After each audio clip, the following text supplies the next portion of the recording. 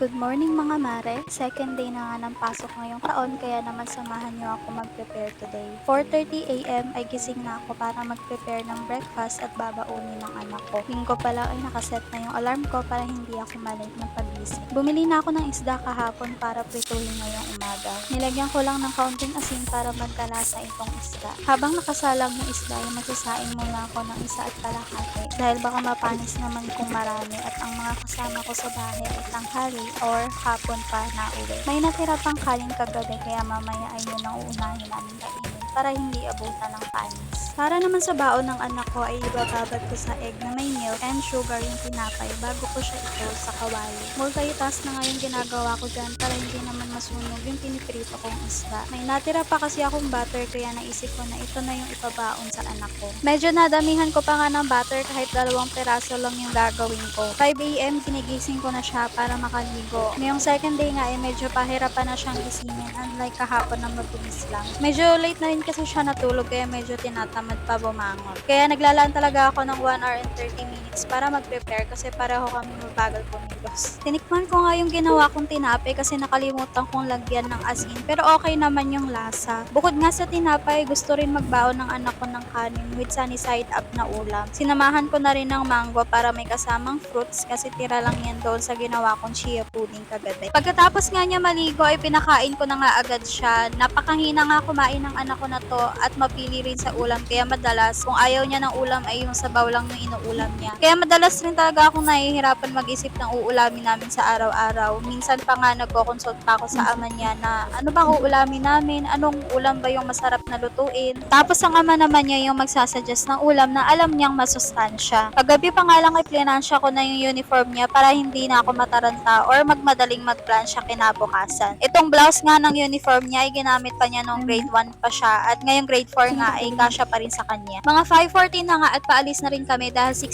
a.m. ang pasok niya. Kaya hanggang dito na lang muna yung video na to and bye!